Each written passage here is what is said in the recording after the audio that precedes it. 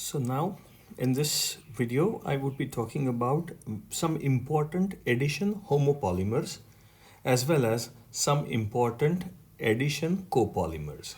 First of all, you'll have to know what this homopolymers mean. These are the polymers which have only one type of monomers, and because the polymer is formed by addition reaction, I would call them addition homopolymers. Okay?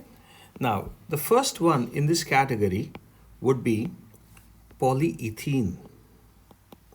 Now, polyethylene comes in two different forms. Polyethylene comes in two different types. One is called low density polyethylene, and the other one is high density polyethylene. This is here called LDPE, and this one here is called HDPE. All right, so let us first of all talk about the first one, which is like your LDPE or low density polyethylene.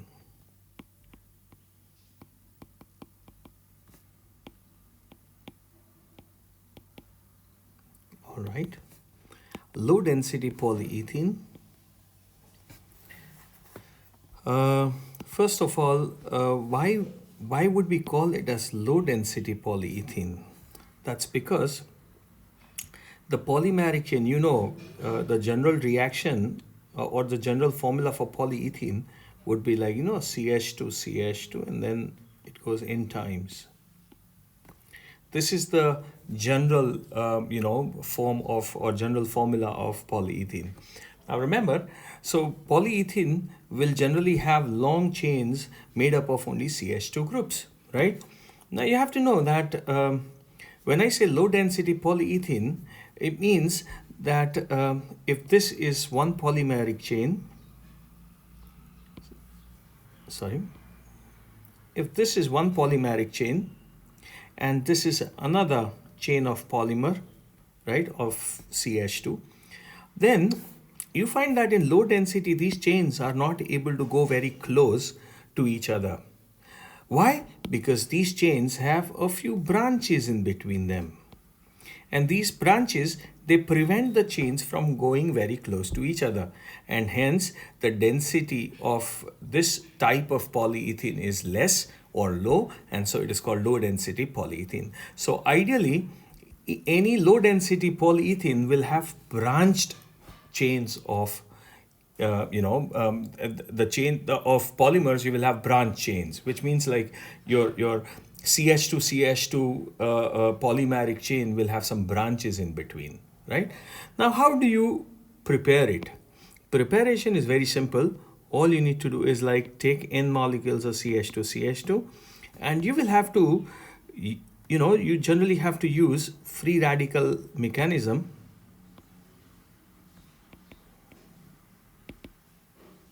Free radical addition is generally undertaken, and so the catalyst used would be either O2 or any peroxide. Now you have to know that the conditions here would be like 1000, very special conditions, to 2000 atm is the pressure, and about 350 to about 570 kelvins temperature, and you will get a general, the same equation I have to put. It's a general polyethylene, but this is going to be a low density polyethylene. That's because I've used some very drastic conditions. So this is a free radical mechanism which is followed. Now, what about the properties of this polymer? Let me put it together.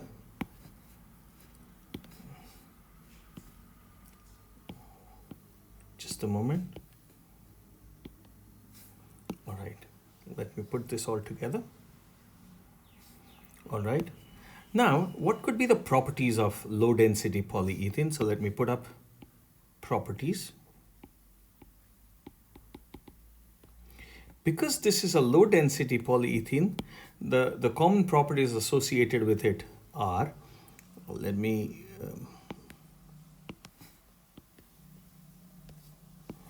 the first property associated with it would be like it has low density, as the name tells you, right? All polyethylene, any form of polyethylene is chemically inert.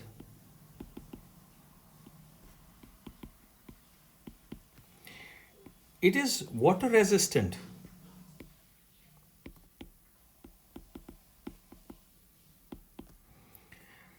It is always a poor conductor of electricity.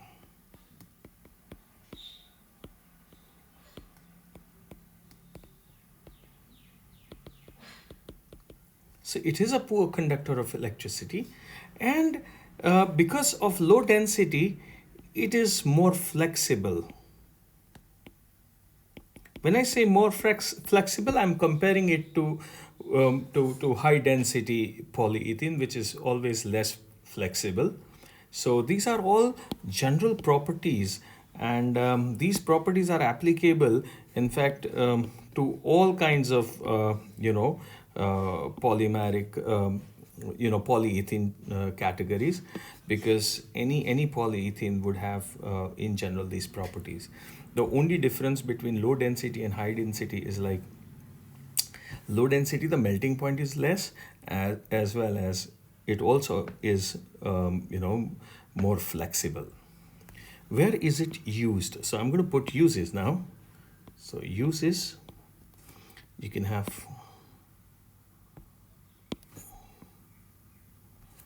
okay. So some of the common uses that I can put up are, it is ideally used as a packaging material.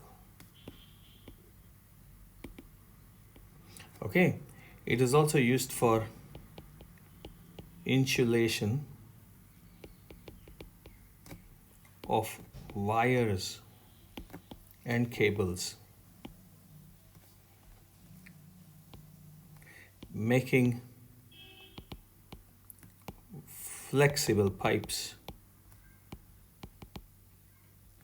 right?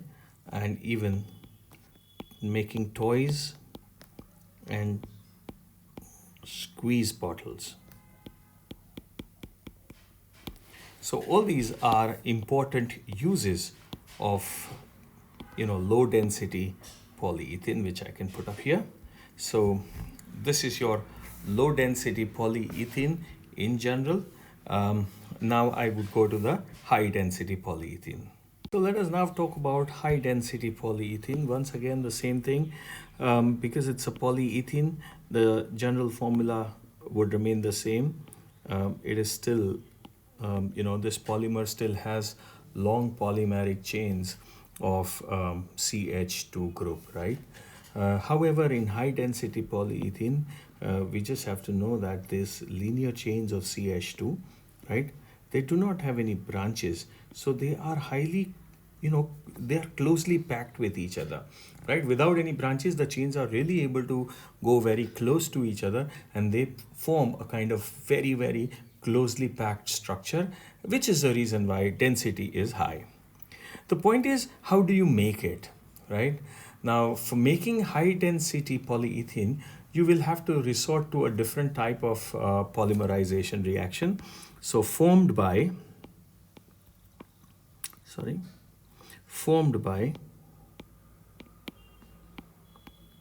coordination polymerization. See, mechanism of coordination polymerization is not given in our textbook, so we don't need to do that. But you just have to know that there is a very special catalyst which is involved here, which I would be showing you. The preparative method goes like this: N times CH2 double bond CH2. Now, what would be the temperature conditions? Very, very mild temperature conditions, 333 to 343 kelvins. That's about 60 to 70 degrees Celsius temperature, and 6 to 7 atm pressure. The catalyst is very important, which you all have to know. The catalyst is a combination of titanium tetrachloride, right, and It is triethyl aluminium. This catalyst is called Ziegler-Natta catalyst, which is a very special catalyst meant for meant for coordination polymerization. So whenever you have to undertake coordination polymerization, this can be one of the catalysts used. And here you will have linear chains formed, and this would then be HDPE, high density polyethylene. So that is what we get. Now let us go to the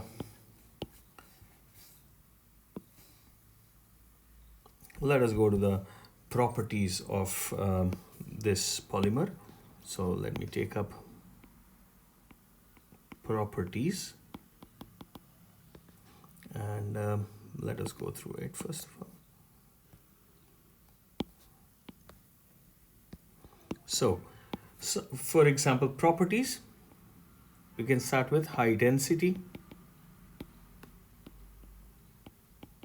because the chains are closely packed. Higher melting point,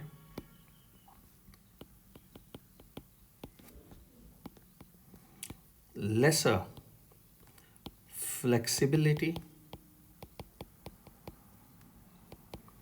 but the rest of the properties remain the same, like resistant to water and electric current, chemically inert,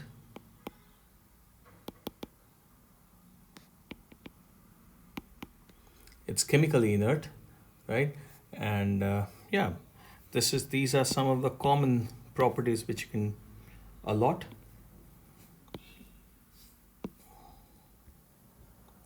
And then we take up the uses. So uses would also be more or less the same as the low density polyethylene, with a few exceptional cases. For example, here, because of less flexibility and more rigidity here, tensile strength is more, so we use this for making some stronger articles like buckets and toys can be prepared from this. Even hard plastic bottles, right? Hard pipes.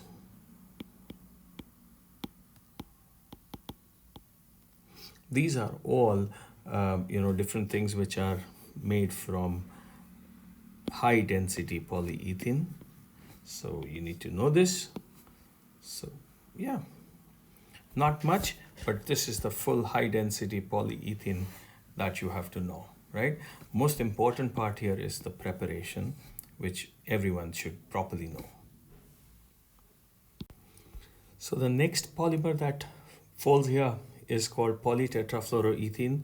This is also formed by addition polymerization reaction. Again, a free radical addition reaction is used for making it. We make this by taking a monomer, which is like a tetrafluoroethene, ethene in which all the 4 hydrogens have been replaced by fluorine. The catalyst used here is either a peroxide or ammonium persulfate or per disulfate. So that's like also a free radical generator. And under pressure, it forms Teflon or polytetrafluoroethylene. Teflon is also, one of the trade names, and this is PTFE, right? The same thing. Now let's talk about the properties of this polymer.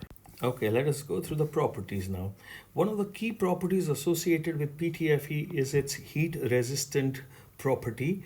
It can withstand temperature up to about 600 kelvins, and that's one of the things. Again, it is also resistant to acids as well as electricity, chemically inert, and with all these good properties, it is also very flexible, and so it is very, very useful.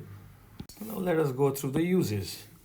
One of the key things, one of the key properties of PTFE is its heat resistant property, and so it is used for making these non-stick kitchenwares, right? Again, it is also used for making heat resistant gaskets and seals, which are used in industries, as well as it is used for making some non-lubricating bearings. You don't need any lubrication because it itself would not get affected by heat, so it is also used for making these non-lubricating bearings. So these are all important uses of PTFE. Now you have the entire PTFE given here, the preparation, the properties, and the uses. Now we go to the next polymer, which is called PAN. The next polymer that we take up is like polyacryl nitrile. You must know that acrylonitrile is basically vinyl cyanide. This is your vinyl group, and this is basically your vinyl cyanide, also known as acrylonitrile.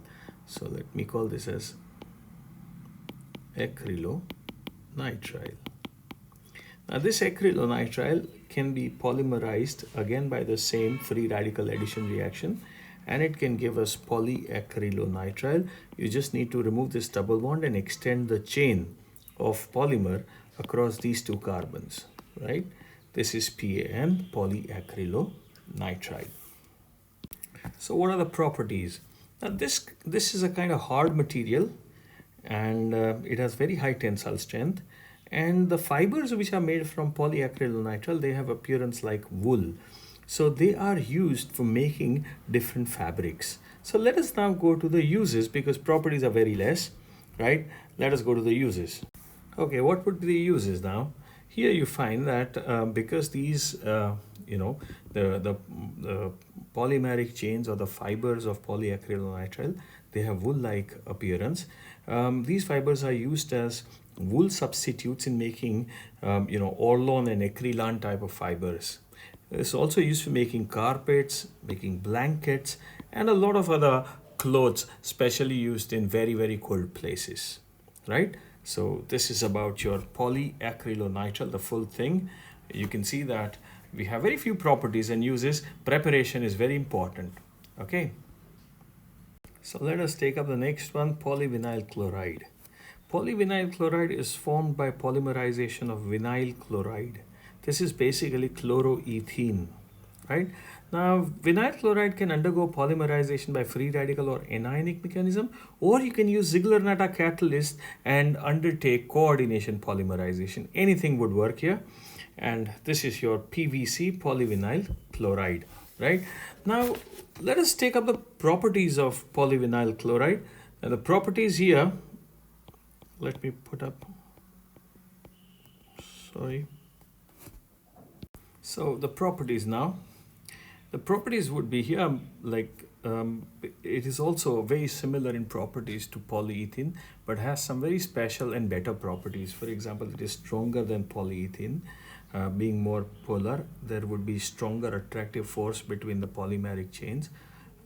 You find that carbon here has a positive dipole and chlorine has a negative dipole.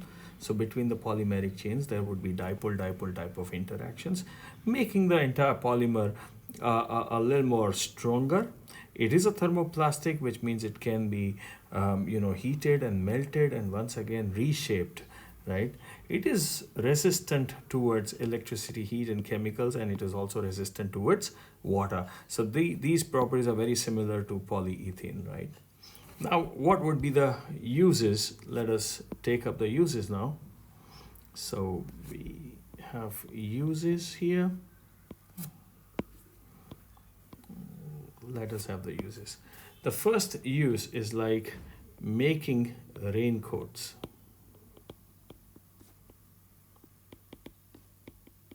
It is hard and water resistant, right? It is used for making carpets, a lot of purses, and it is also used for making pipes. PVC pipes are very common. And it is also used for making footwear. Now these are all different properties associated with polyvinyl chloride. So we have it here. I can make, I can make this small, and you can have a look at all of it together, right? So this is about polyvinyl chloride. Next I would take up is polystyrene. Okay, polystyrene. Now the preparation, we start with styrene, obviously. That's our monomer. And we are doing all homopolymers, so we will have only one type of monomer here. N molecules. Anything which has a double bond can undergo coordination polymerization. So you can use Ziegler-Natta, or you can go for anionic polymerization here. Any one mechanism can be used, and you can get polystyrene here, right? Now, polystyrene has some very special properties, and that makes it very, very useful. So let us go to the properties, right?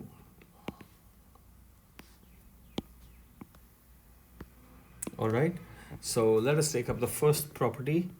Here, this is a branched polymer. There is a branch of benzene ring. So it's a branched polymer. So we'll have a lot of gap in between. It is also a thermoplastic. It belongs to that plastic category, and it is chemically inert.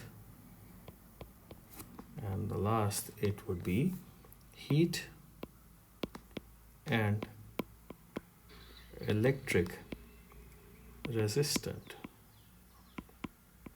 So these are all important properties associated with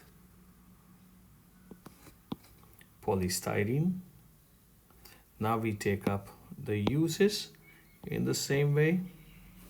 So let us take up the uses. All right, the first use. The first use says that it is just making cabinets of radio, TV, refrigerators, fridge, etc. Clear? Again, one of the other uses that is very important is like for making baby feed bottles.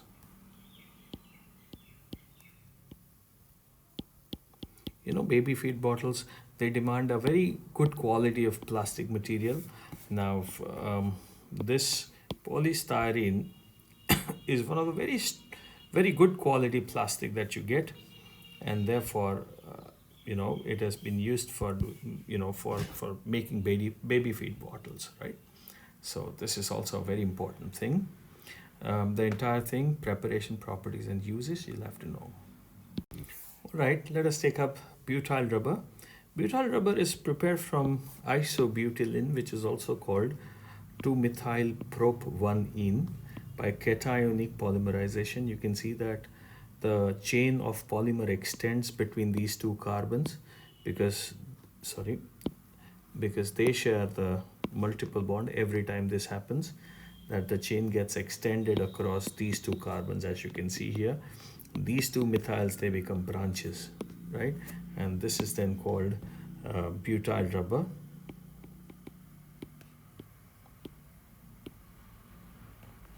Now let us talk about the properties. Now, as the name tells you that it's butyl rubber, indicates that there are very special properties associated with it. It is basically a branched polymer. As you can see that there are methyl branches. It is also a thermoplastic, and you also find that it has this very strong amount of elasticity associated with it. So it is more elastic than natural rubber, which is also one of the properties, very important properties, and it is inert towards water.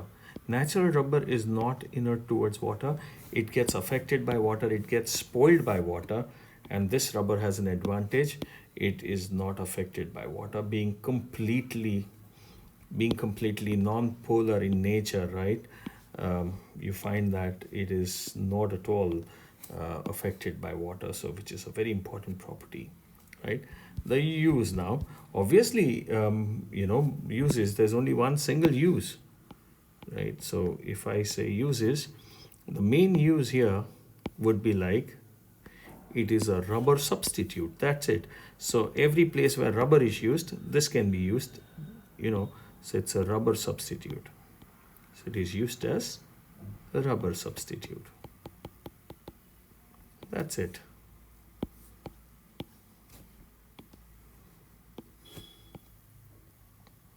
So all in one go now. We have everything. Butyl rubber, the preparation, properties, and uses. So we've done this. Now we move on to two extra polymers that you have to know, and I'm going to talk about this. So some extra part now. Here I would be talking about a polymer which is referred to as super glue. It is one of the adhesives which is like called super glue, has intense gluing properties, one of the best gluing substance that you can have. It is a polymer and it can be obtained by polymerizing a very special substance. This is like methyl 2-cyanoacrylate. Basically, this is acrylic acid, right? Acrylic acid. In acrylic acid, if I make an ester, this is called methyl acrylate. And if I remove this hydrogen and put a CN, this is like methyl 2-cyanoacrylate, because this is on second carbon, 1 and 2. So now the name is, I think you can justify the name now. You can very easily understand how it is named. This is called methyl 2-cyanoacrylate. And this is in molecules, undergoes anionic polymerization.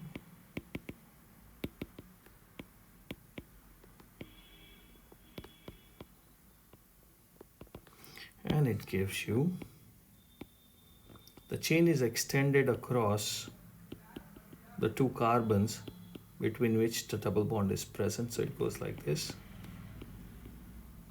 And this is called super glue. This is called your super glue. Another important polymer that we have to put up here is also very similar to this.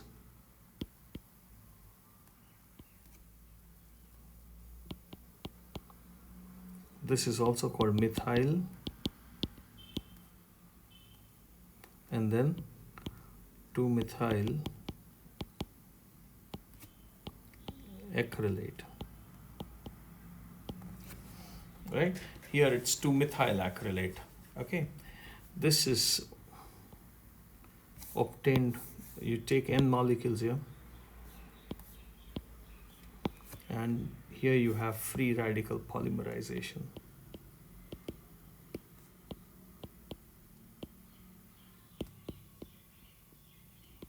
And you end up in getting again a similar structure.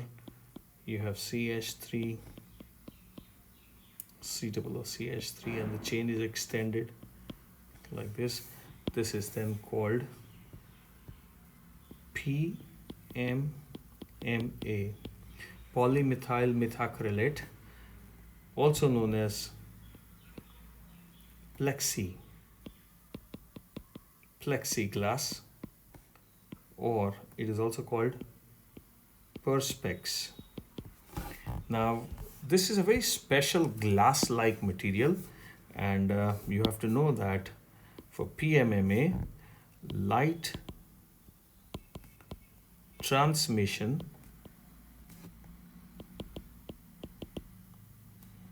is better than glass it is basically used as a glass substitute. So these are all different things that we have done so far, and I hope you have understood this clearly.